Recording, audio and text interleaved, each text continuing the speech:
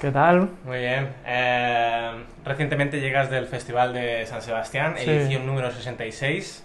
Sí. Cuéntanos un poco, ¿qué tal la experiencia? ¿Tienes alguna sensación después de haber venido especial este año? Bueno, pues la verdad que después de casi 15 años yendo, yo creo que ha sido la sensación de este festival es como que no ha habido peli mala.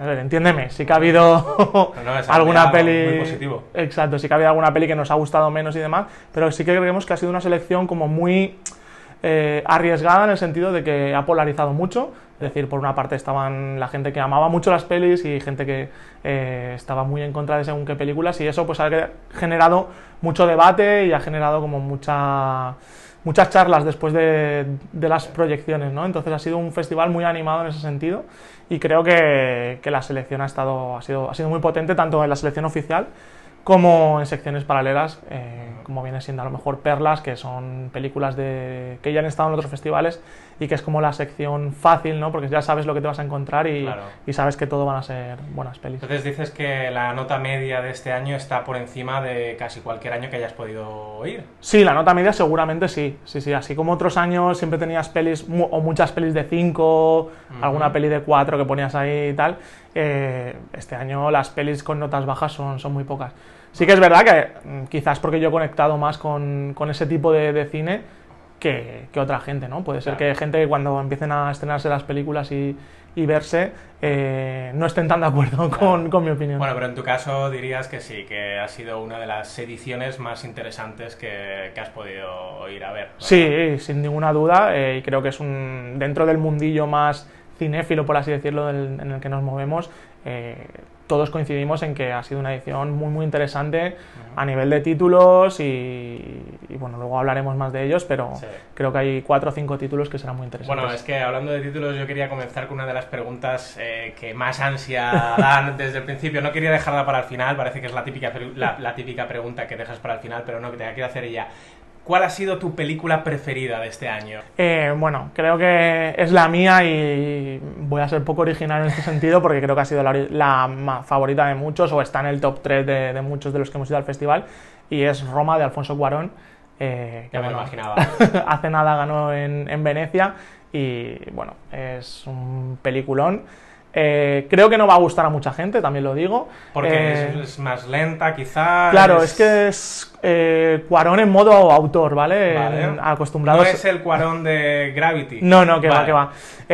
Bueno, Cuarón, no sé, la historia de Roma gira en torno a una sirvienta del hogar. De acuerdo. Es como la carta de amor que le escribe Alfonso Cuarón a esa persona que le cuidó mientras eran pequeños. Alfonso Cuarón viene de una familia acomodada de México y bueno, siempre tuvieron la facilidad de que por una cosa o por otra tuvieron servicio, ¿no?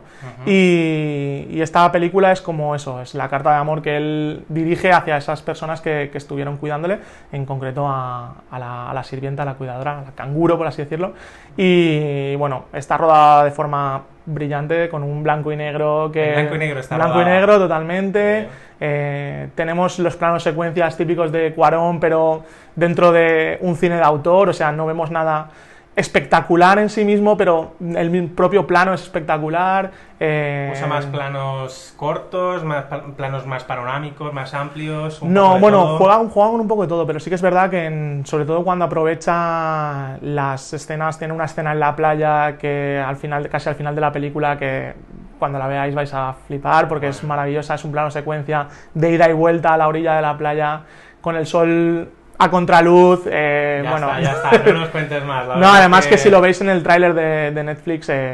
ya Estarán está. saliendo las imágenes mientras hablamos, Sí. pero la verdad es que tenemos muchas ganas de poder acceder a esta película, que por cierto, ¿cuándo la podemos ver en cines comerciales? Bueno, pues como viene de Netflix, no se sabe todavía si se verá en cines comerciales. Vale. Netflix está intentando llegar a un acuerdo con unos cuantos cines en España. Sí que ha conseguido que en Estados Unidos se vaya a proyectar, y creo que bueno, Netflix va a cambiar un poco su política de estrenos en cuanto a según que, sobre todo cuando vienen de un autor así consagrado.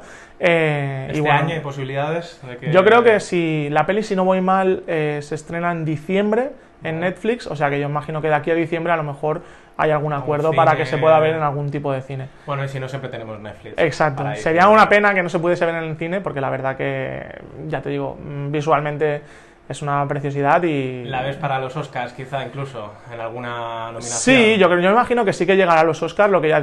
No es una peli... a ver cómo lo digo. Para ganar el premio a mejor película, quizá, pero... Yo creo que es una peli poco comercial para ganar un premio de estos. Pero bueno, tal y como está la academia últimamente, que le da por premiar cosas menos comerciales, lo tenemos en el caso de Moonlight, bueno, pues probablemente pueda ser ganador al final. Estupendo. Bueno, pues me comentabas antes también que ha habido pues otras películas un tanto controvertidas en el festival, incluso polémicas. Cuéntame qué películas y sobre todo cuál ha sido la polémica que me comentabas. O sea, ¿qué ha habido ahí que realmente esté llamando la atención? Bueno, a ver, primero hay que ponernos en situación. Todos sabemos que en un festival de cine, a no ser que sea algo muy... con un público... por decirlo, muy centrado, como en el caso de Sitges, que ya sabes el tipo de público el que va a asistir. En el Festival de San Sebastián tenemos pues desde chavales de 15 años hasta señoras de 80 y tantos. Entonces, en ese público tan amplio, con propuestas de cine un poco más polémicas o alternativas, claro, suele haber deserciones en las salas, ¿no? En este caso, quizá la que más deserciones o más salidas de sala ha provocado ha sido Highlight, de Claire Denis, con Robert Pattinson, que también estuvo en San Sebastián. ¿Qué le pasa a esta película? ¿Qué tiene de especial que haya bueno, primero es una ciencia ficción low cost, ¿vale? Todo en una cabina, todo en el mismo lugar, ¿no? Todo en una cabina. La peli trata sobre en un futuro no muy lejano, se decide llevar a cabo un proyecto en el que los presos de la Tierra son enviados al espacio para conseguir probar que se puede sobrevivir en el espacio, procrear en el espacio, ¿vale? Tenemos por un lado Robert Pattinson, que es el preso. Bueno, imagínate en una especie de contenedor de estos que mueven los barcos, ¿vale? Eso es como si fuese la nave, y ahí hay encerrados pues 7 u 8 personas, todos presos, y una científica que es Juliette Binoche, que se tiene que encargar de conseguir procrear, que conseguir que los presos procreen, ¿vale? Partiendo de esa base, dentro de la nave espacial... ¿Procreen con ella? Porque es la única mujer de la nave. No, hay más, hay presas también, hay presas. Vale. Pero dentro de la nave hay una máquina que se llama The Fuck Machine, la máquina que es solo para cuando el sexo es una cosa de placer, ¿vale? Dentro de esa máquina hay una escena muy bien rodada, eso hay que decirlo, pero que provocó que la gente se saliese del cine, porque o sea, que no es heavy. No es porque sea la película lenta ni nada, sino porque ahí está la parte sexual que hace que... Sí, hay escenas fuertecillas, no porque sean muy explícitas realmente, pero... Da a entender, y luego, bueno, hay una... violación a Robert Pattinson.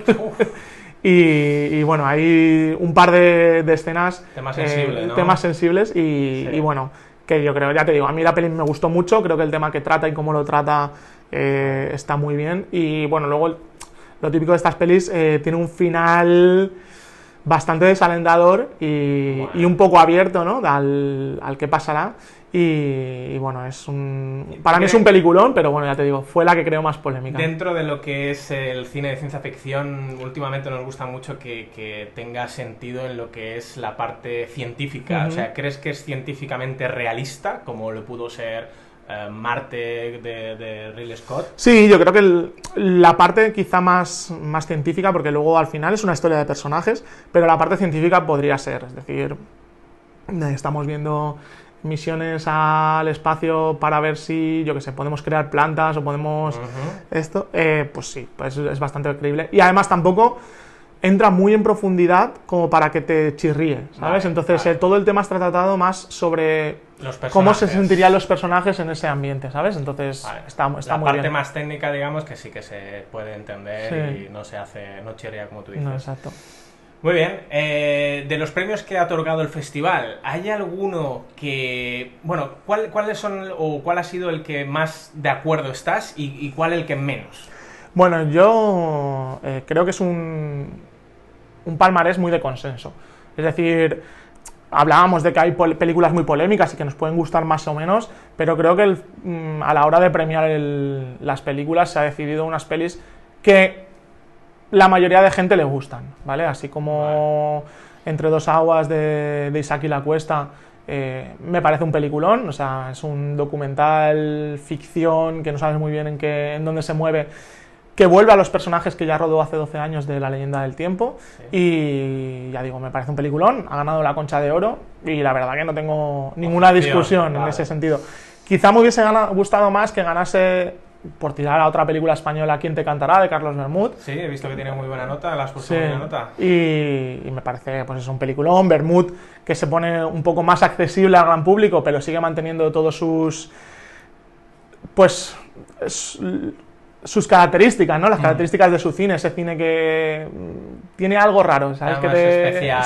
Sí, que por una parte estás incómodo, pero te obliga a mirar, entonces creo que ahí sigue, pero con una historia en la que más gente puede sentirse identificada, ¿no? Se sale un poco de Magical Girl, que quizá era más abstracta en ese sentido, y bueno, para mí hubiese sido una Concha de Oro. Muy buena, por cierto, Magical Girl. Sí. Y, ¿En bueno, negativo? En negativo quizá... ¿Que no estás nada de acuerdo? Quizá no estoy nada de acuerdo, lo entiendo en cierto sentido, pero creo que es un premio a un guión bastante típico, como en el caso de Julie, la película de Ciar Boyain, el guión es de Paul Laverty, guionista habitual de Ken Loach. Y bueno, es la historia de un bailarín, de Carlos Acosta, que es bailarín cubano un bailarín cubano estrella, por así decirlo. El más famoso. Sí. Y bueno, cuenta un poco la vida de Carlos Acosta desde que es niño hasta la actualidad, basándose en algo de ficción, por así decirlo, que es como que Carlos Acosta decide crear el espectáculo sobre su vida. En ese sentido, bueno, creo que la película es muy típica, el guión es muy típico, o sea, ha cogido una plantilla de cómo hacer un biopic y la sigue a rajatabla. Y luego tiene una cosa que me cansa de Paul Laverty, que nos da clases magistrales de cómo ser mejor persona, ¿vale? Es decir, durante la película tenemos 3 o 4 momentos de discursos súper épicos de cómo tenemos que ser, en contra de los capitalismos y tal, y bueno... Pero no son las típicas moralejas que te cansan, que dicen, no, ahí me está contando historias, ¿no? Es que yo veo que en según qué historias vienen a cuento, por ejemplo, la última que escribió Paul Laverty fue El Olivo, y a mí El Olivo me encanta. Muy buena. Y me parece que el mensaje sociopolítico, como lo queremos llamar, que quiere dar, es muy coherente, pero aquí en Julie, por poner un ejemplo, en mitad de una cena, que un personaje se levante y dé un mensaje en contra de según qué cosas, es como un poquito con calzador, ¿no? Y bueno, ya te digo, fue un premio ex aequo, que lo compartió con Un hombre fiel de Louis Garrel. Ahí no tengo nada que discutir. Louis Garrel escribe un guión maravilloso que juega con 200 géneros en una sola frase.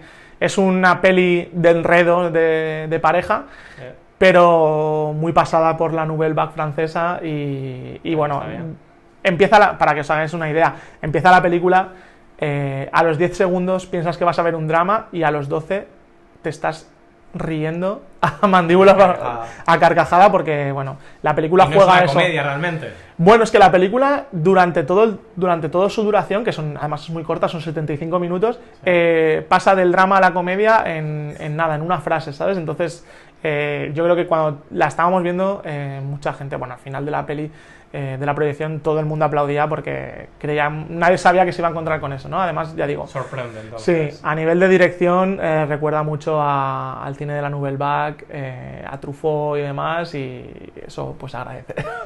Estupendo. Bueno, pues lo que sí que sabemos es que este año ha sido un muy buen año para el cine asiático. Sí. Se han estrenado unas cuantas películas, más de lo que es habitual incluso. Sí.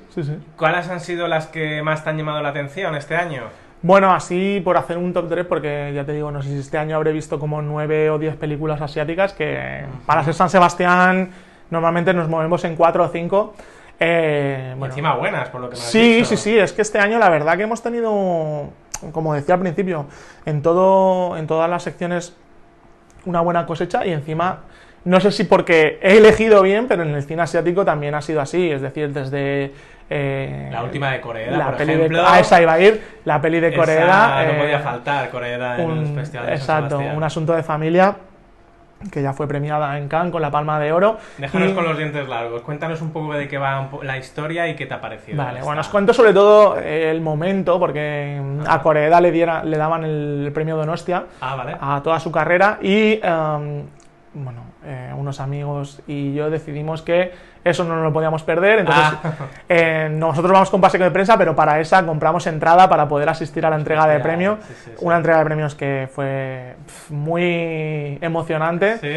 El premio se lo entregó Thierry Fremont, que es el presidente, el director del Festival de Cannes, sí. y todo el Victoria Eugenia puesto en pie, Koreeda llorando, entonces claro, en el momento que Koreeda se puso a llorar, todos empezamos a llorar. Pero en japonés llorar no es muy habitual. No, muy emocionante. Y eso que él quiero decir, lleva muchos años yendo al festival. Claro, es algo que le sorprenda realmente. Yo creo que es la relación que tiene el festival con él. Sí.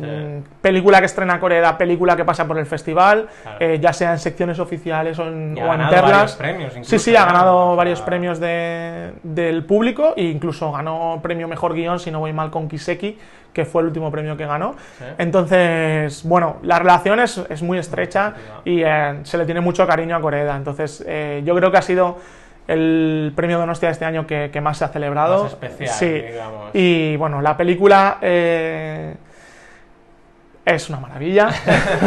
Podríamos dejarlo ahí, pero... No, dime un poco la sinopsis en plan inicial. ¿Cómo son los personajes? ¿Cómo se desarrolla un poco la trama? La peli es una mezcla entre Nadie sabe y De tal padre tal hijo, pues para que nos hagamos una idea, ¿vale? Volvemos a la idea de la familia, que tanto está presente en el cine de Koreeda. Volvemos a esa lucha, por así decirlo, entre la familia de sangre y la familia de estar juntos, de quién es tu padre, si el que realmente es biológicamente tu padre o esa persona que te cría, por así decirlo. Y la peli es una familia que no es familia y que iremos descubriendo a lo largo del metraje qué relación tienen cada uno, ¿vale? Yo creo que es una de las pelis de Koreeda que menos se puede contar para que más te sorprenda. Vale, vamos a dejarlo ahí, pues. Sí, y sobre todo es eso, dejarlo con el tema de la familia. Y el inicio de la película, para que os hagáis una idea de dónde nos vamos a plantar, vemos a un padre y a un hijo robando en una tienda, ¿vale? Ya desde ahí ves que la relación entre el padre y el hijo, lo que suponemos que es el padre y el hijo, es una relación muy cercana, se entienden con un gesto, enseguida ya te quedas con la sonrisa en la boca de decir, ay, estos dos. Y de vuelta de robar en la tienda, se encuentran a una niña que está en casa sola y deciden acogerla porque ven que está sin cuidados ni nada. Y al final al día siguiente la van a llevar a casa, pero descubren que el padre de la niña... No sé si quiero decirte que pares ahí, ¿eh? No, porque son los 5 primeros minutos de película, ahí no te cuento nada. El padre de la niña y la madre están discutiendo y deciden que no la van a dejar en esa casa y se la llevan. A partir de ahí es cuando ya no cuento nada más la historia, y empieza la historia de la película, ¿vale? ¿Cuál es la película más de Mira, cine asiático? Por una parte tendríamos una película china que se llama An Elephant Sitting Still. Ajá, conozco, sí. Una película de 4 horazas. No he tenido tiempo de verla todavía, pero... Tengo que decir que iba con mucho miedo, es decir, la metí en el programa del festival de pelis que tengo para ver, porque digo, 4 horas, esto solo se hace una vez, pero iba con miedo de que al final es una peli china, no sabes qué ritmo va a tener la película y tengo que decir que salí fascinado de la peli. Me parece una peli brutal y más sabiendo la historia que hay detrás de la película. Con el director, ¿verdad? Exacto. El reciente fallecimiento de este director Nobel, que es su primera película. El director rueda su primera peli y antes de que se estrene en Berlín, creo que era el primer sitio donde se iba a estrenar, el director decide suicidarse. Una vez vista la peli, entiendes mucho el por qué dura 4 horas y el por qué el director decide suicidarse. ¿Vale? La película dura 4 horas porque creo que es la única forma de introducir al espectador en ese mundo como cansado de la sociedad, cansado del mundo en que vivimos, que te sientas un poco como los personajes. Sí. Y creo que ese camino hacia esa posición en la que se encuentran los personajes solo es posible si te tienen 4 horas con ellos, ¿vale? La peli está construida a través de larguísimos planos secuencias en los que seguimos a los personajes, son cuatro historias que se entrecruzan y siempre basando el foco en el personaje principal de esa historia, y todo lo del alrededor está como difuminado, y te llega a crear esa sensación de, pues eso, de que el mundo no merece la pena. Claro. Y bueno, la peli deriva hacia una cosa que es el elefante que sale en el título. Creo de todas maneras, por lo que comentas igualmente, perdona que te corte, hay una película de Ya Sanke, un toque de violencia, no sé si la has visto, que se asimila bastante a lo que estás diciendo ahora mismo. Sí, quizá un toque de violencia es más episódica en ese sentido, son 4 historias separadas. Sí. En esta no, en esta todo está relacionado, vale. Todos los personajes tienen una conexión con otro, entonces vas saltando de personaje en personaje, pero enseguida encuentras con el otro. Entonces, vale. En ese sentido, y es más local, ¿sabes? Es más dentro de la sociedad en la que ellos viven, y la forma de relacionarse. Por eso el tono a lo mejor sí que iría más en la de Ya Sanke.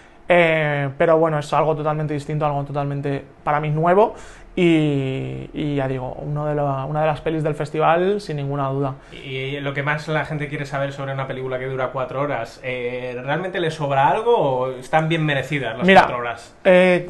Cuando salíamos de la película, totalmente en las nubes, porque ya te digo, fascinado, es un película. Luego pensándolo dices, esto mismo se puede contar en 2 horas, sí y no. Es decir, no hubiera sido lo mismo. Lo puedes contar en 2 horas, pero no llegarías a meterte, como decíamos, en el mundo o en el sentir que tienen los personajes. No hubiera conseguido transmitir Exacto. Lo mismo. Emocionalmente no llegas al mismo nivel que en las 4 horas. Y ya digo, es una peli que son 4 horas, es un ritmo más o menos constante, no es un ritmo de explosiones a lo Michael Bay. No. Pero tampoco la gente va buscando eso. Exacto, y todo lo que te cuenta es muy interesante y está contado de una forma que merece mucho la pena y no se hace pesada. Vamos, yo la vi 4 horas, acabamos a la 1 de la madrugada y como si fuese las 8 de la tarde, sí. Vale, pues un punto seguido. ¿Qué otra película asiática quieres comentar? Bueno, esta va a ser más complicada, no nombraremos al director, porque ya sabemos que todos película tailandesa? Todos los directores tailandeses es mejor no nombrarlos. Nombres muy largos y complicados. Exacto. Vale. Bueno, la película es Manta Ray. Es una peli... Esto es una comparación para que os hagáis una idea que hacíamos al salir de las películas y que se escuchaba mucho en las colas del cine. Es como una pichampón para todos los públicos. ¿Vale? Sí. Es un cine pues acostumbrado al cine tailandés muy metafórico, ¿sí? Pero que se entiende muy bien, ¿vale? Es muy accesible. Así, cuando empieza la peli nos puede crear cierto miedo porque empieza con un plano muy largo de una persona con luces en el cuerpo, es un soldado con luces en el cuerpo que se introduce en una selva y la selva se va iluminando. Wow. Y a lo mejor dura como 4 o 5 minutos y dices, como este sea el ritmo, toda la película, todo el vamos rato. a ir. No, luego la peli cambia, se mete en la historia de los personajes, es un pescador que de repente un día yendo por la selva se encuentra a una persona malherida, a un hombre malherido y se lo lleva a casa. Lo empieza a cuidar, demás. No hablan el mismo idioma, se hablan por signos y tal, y de repente el pescador protagonista desaparece de la historia y ese personaje que había encontrado en la selva como que empieza a ocupar su sitio. ¿Vale? La peli tiene mucho que, bueno, denuncia la matanza de los Rohingyas que se está sucediendo ahora en Tailandia. La película va dedicada a ellos. Tiene metáforas muy accesibles con el tema de las luces y demás en la selva. Y lo de Manta Ray va por las mantas rayas que hay en el océano, que al final de la película tiene otra metáfora, un significado muy bonito, que deja la peli en todo lo alto. Muy bien. Bueno, no sé, esta sí que es una peli que no sé si se acabará llevando. Ganó uno de los premios, creo que a mejor primera película en Venecia, Y bueno, a ver si con suerte conseguimos que llegue a los cines en España porque merece mucho la pena. Tenemos muchas ganas de ver esta película de tailandesa. Bueno, ¿y con cuál querrías cerrar la entrevista de hoy? ¿Con qué película? Bueno, yo creo que he repasado más o menos todo mi top 10 de San Sebastián. Cerraría con una de las otras, con otra de las pelis que han creado más división de opiniones. Sí.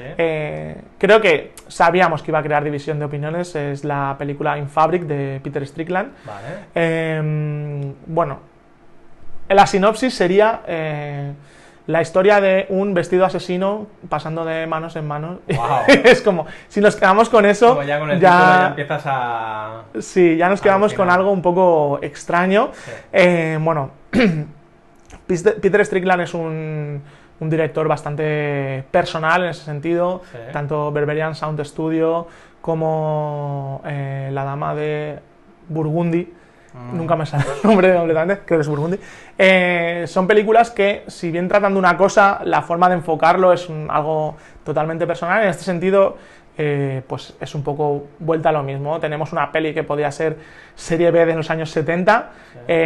Pero rodada con un estilo espectacular y llevada al terreno del humor.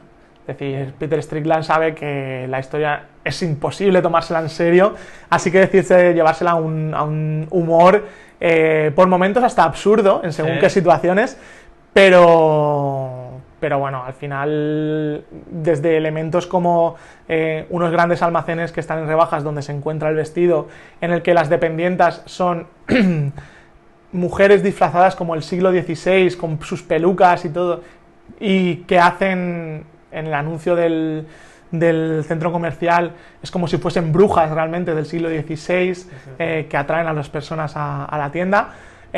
Hasta unos personajes que para mí son los personajes secundarios más graciosos que ha dado el festival, que son los responsables del banco que controlan todo el tinglado, tanto del centro comercial como de la segunda historia, porque la peli tiene dos historias, y que aparecen allí y son totalmente hilarantes. Y a ver, al final volvemos un poco a lo que habíamos dicho de High Life, ¿no? Es una peli que no va a gustar a todo el mundo, por la temática que trata, por el tipo de género que es y por cómo está contada la historia.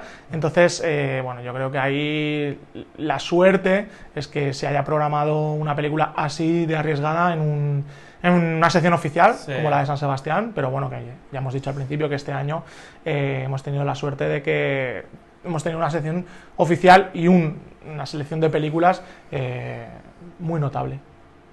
Bueno, pues viendo que estás muy contento con esta edición, me imagino que no nos perdemos una futura entrevista para el año que viene, la siguiente edición, ¿verdad? No, a ver, la idea es volver a ir, lo que pasa que este año han dejado el nivel muy alto, ya habrá que ver un poco difícil si lo superamos. Sí. Pues nada, muchísimas gracias, Carlos. De nada. Y nos vemos en la siguiente entrevista, ¿vale? Aquí estaremos. Venga, chao. Adiós.